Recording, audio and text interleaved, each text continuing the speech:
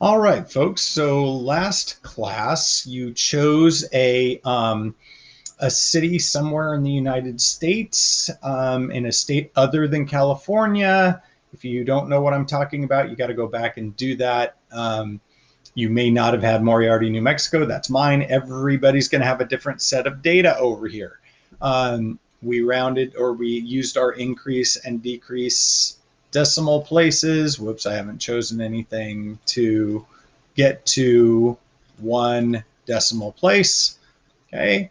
And now, first thing we're going to do is sort this data. We're going to put it in numerical order. Now, I know that gets the days of the month out of order, but we're not focused on that. We're focused on the temperatures. So the way to do that is, I'm going to show you the way not to do it first. So watch this. This is one of the things that you can do in a spreadsheet is you can sort the spreadsheet by doing this and clicking on A. Again, do not do this. I'm showing you what not to do that we could do in a different situation, and right click and say, hey, let's sort this sheet from smallest to largest, which it will do. But notice that this got all weird because it took everything that was next to it and also moved that. So it moved all of the rows around, which is not what we wanted to have happen. So I'm going to undo that. Now here's what you are going to do. We're going to take this data and you hold down the mouse button and drag to select all of your data from the first number to the last number, right click on it and say that you are going to sort the range. Now, it will say, what do you want to sort by? We don't need to say it has a header row because we're starting there anyway. And we're going to sort just this column from A to Z. We're sorting the range, not sorting the sheet. That's important. Sort. Okay, good. And gets pretty chilly in New Mexico in January in the high plains from -8, and it barely got above freezing one day for the low. All right. So we've got our values in order. Now, we're going to start getting some of these things that we need in order to get standard deviation, and we'll talk a little more about that later. So n is the total number of values. So what we're going to do is we're going to start in that cell next to n by starting with an equals. We've done this before where you say, okay, this is going to equal something. Now, what we're going to put is we're going to put a count. Start typing in CU and notice that we'll say count. Now it's only going to look for numeric values. So if I click on count and then click on the A up here and enter, it should collect all of the numbers that were in that data set and it should ignore this first one. So 33 minus 3 or -2 is 31. So we do have 31 pieces of data. All right. So now let's say I add one or I messed up and I didn't have the last one and the last one was 18. I'm going to ignore that in just a moment. It will now change that value. So it's really important that you do this right, because we may come back and put a different set of data in, and now you've got everything all set up ready to go. Okay, that's important. So don't just type in 30, how many values you have, use that count value. Now we're going to get what is the sum of all of those values. That's what this means. Add up each individual value. So in that cell, we're going to put equals, and we're going to start typing in sum. And sum comes up. Click on that. Click on A, and it's going to, again, add up everything it sees as a number. Enter. Okay. All right. Now, we've got the mode, the range, the median, and so on and so forth. Now, for some of these, we're going to put in a value for this data set. Now, mode will be, I have 31 values. That means the one right in the middle, it should be value number 16, right, is going to be my mode. Now, for those of you that have 30 days, it's going to be the average of number 15 and number 16, right? If you have 30, correct. 14, because you're going to have 14 on each side. So we're going to take, so if you have 31 days like I do, it's going to be the second, 2, 4, 6, 8, 10, 12, 14, 15. So my, I'm sorry, this is, I'm thinking median, my bad. Median is the middle number. So median for me is going to be 9.0. I'm sorry, let's go with the mode. Now, mode is going to be the most frequently occurring number. So now I can type in a function, but I'm just going to scroll here through and look. So 5 degrees shows up 3 times, 9 shows up 3 times, 10.9 shows up 3 times, 12.9 shows up 3 times. Wow, so we have a whole bunch, and we're going to put those in, all of them. Okay, so our mode is 5.0. You may have this happening to you, 9.0, where you have a whole bunch showing up. And again, it just happens to all be 3, and 12.9 all show up 3 times, which is the most any show up. So you may have 1, you may have 2, you may have 6. You know, I don't know. But the mode is, again, the most frequently occurring number, and mine is multimodal because I have a whole bunch of them.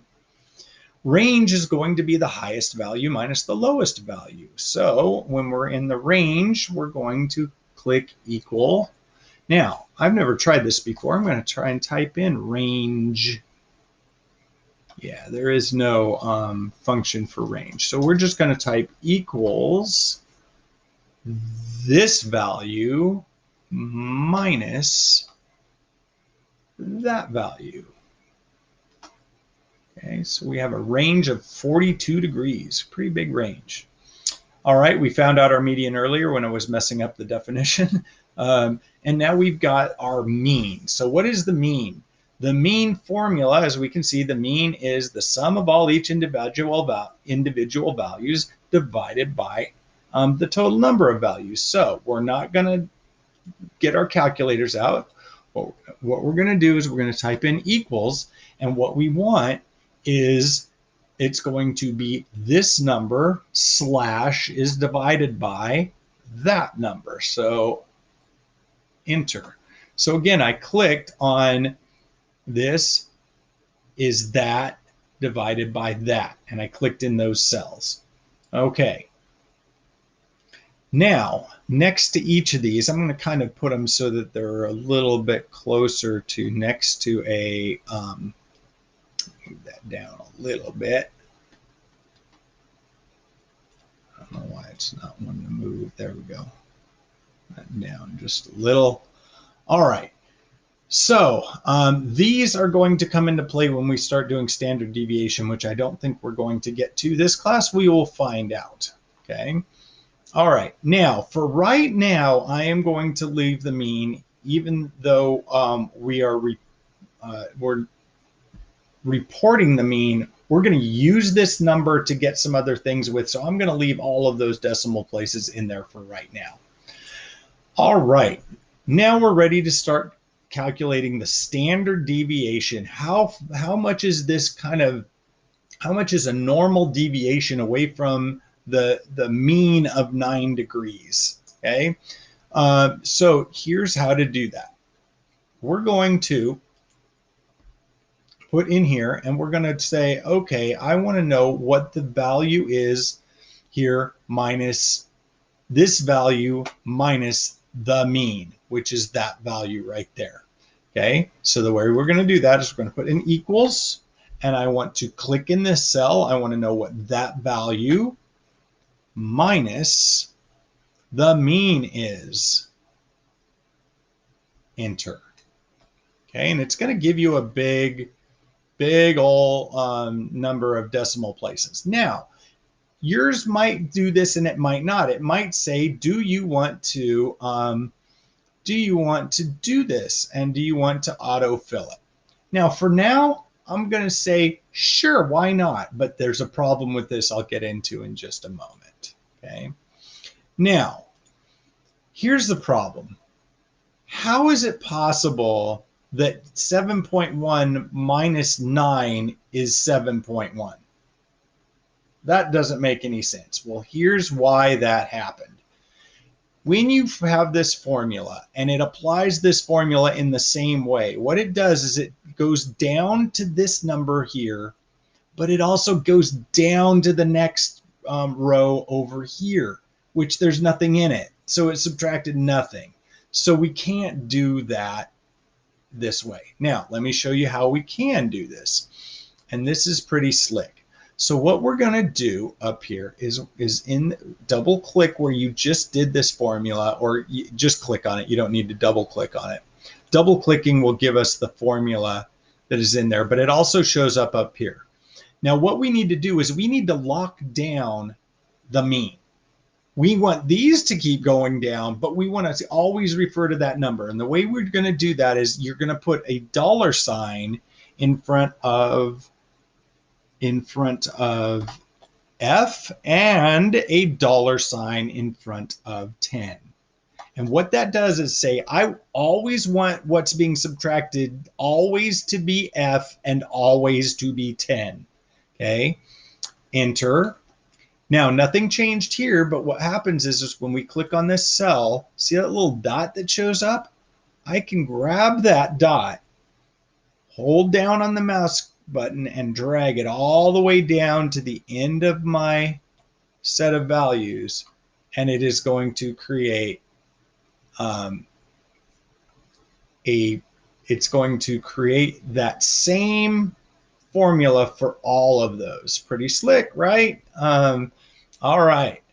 Now, notice there's a bunch of different values. There's some 8s, there's some 12s. So we want to keep as many decimal places as possible for this. So go ahead and increase and keep going until you see nothing but zeros on the end.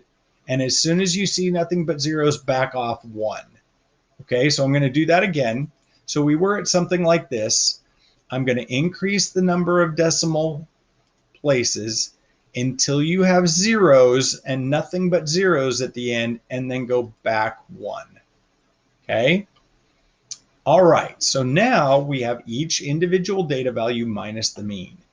Over here, we're now going to take whatever this value was and square it. Now notice we have negative values because we're subtracting the mean here, and then in the bottom half is positive values. That's normal. Now all of these will become positive because a negative times a negative is a positive, right?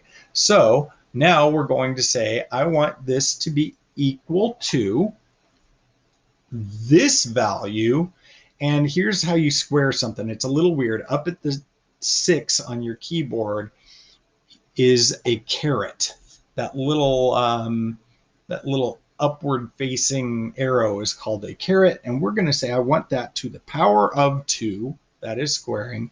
Hit enter. Okay. Now this time, because we don't need to lock down the column, we want it to go down. We say, okay, I want it to autofill.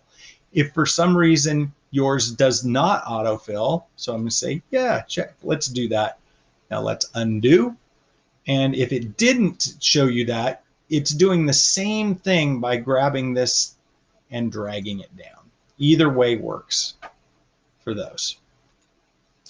All right, now notice we've got a lot of decimals showing up. Now I want to start cleaning this up a little bit. So I'm going to take this between B and C. You can drag columns. I'm going to go back a little bit.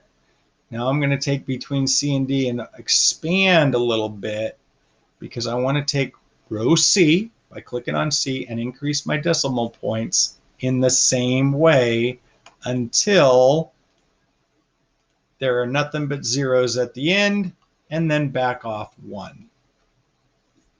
Now, if for some reason yours just keeps going on and on and on and on with zeros or with numbers and never gets to zeros, then you can stop when you get to about something that looks like this.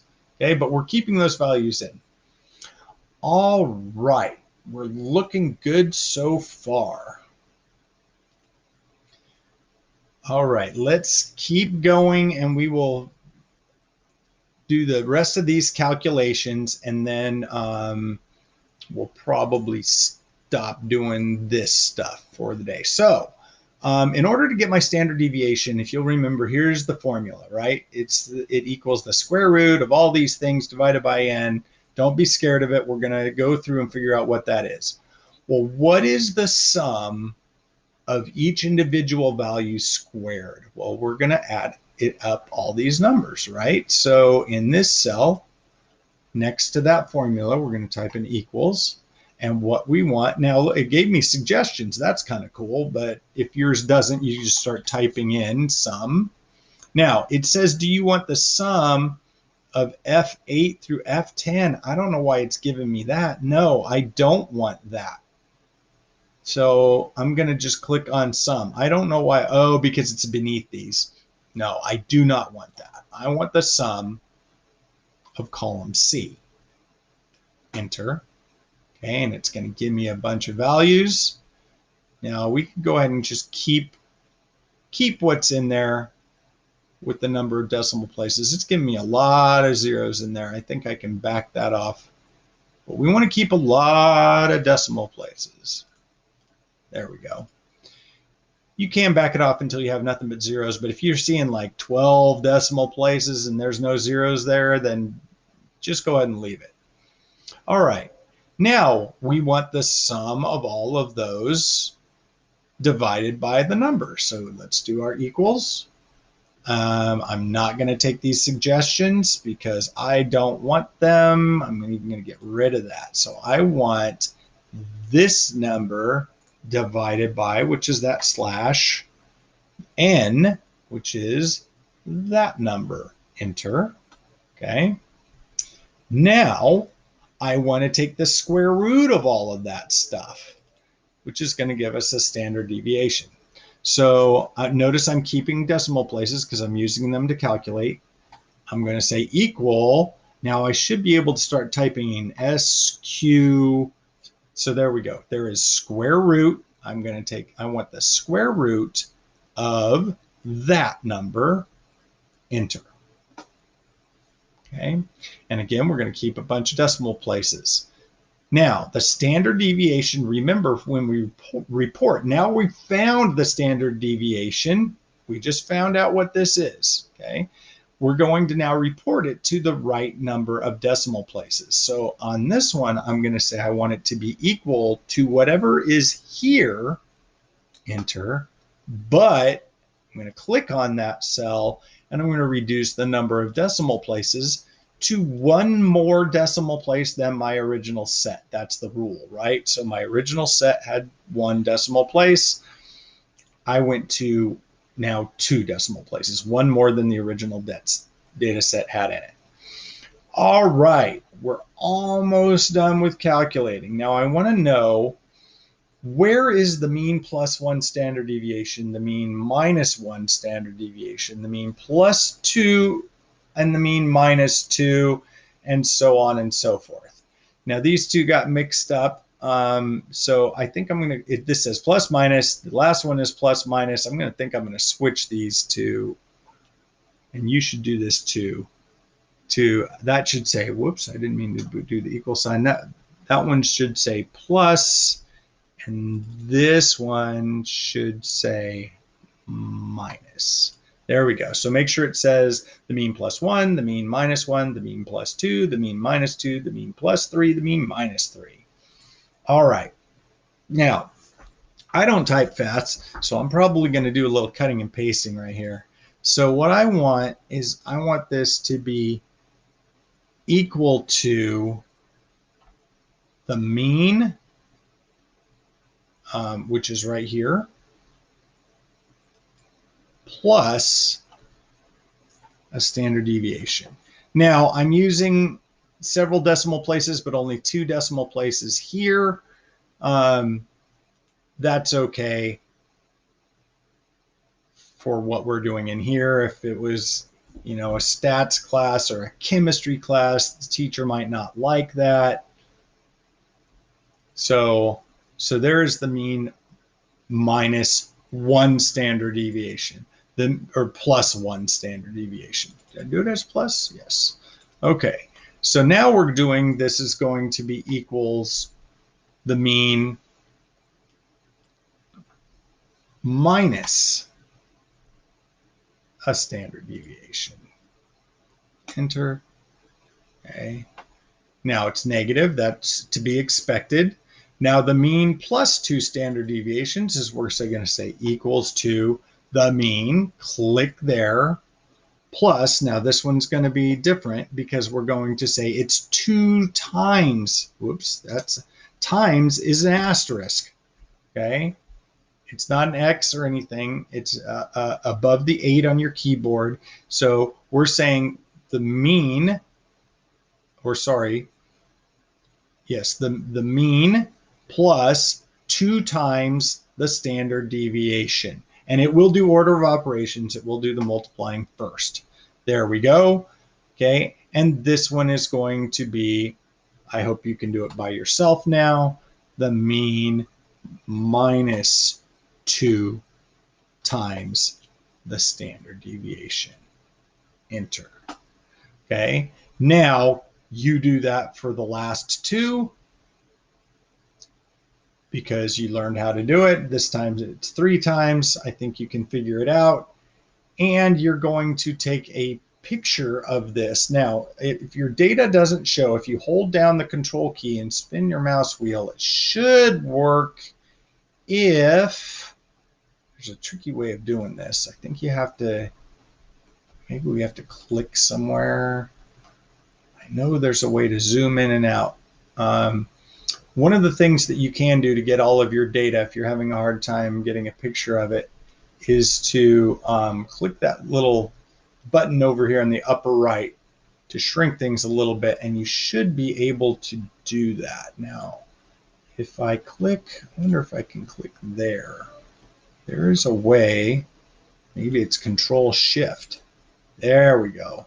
Well, that's only allowing me to zoom in. So you should be able to get all of it.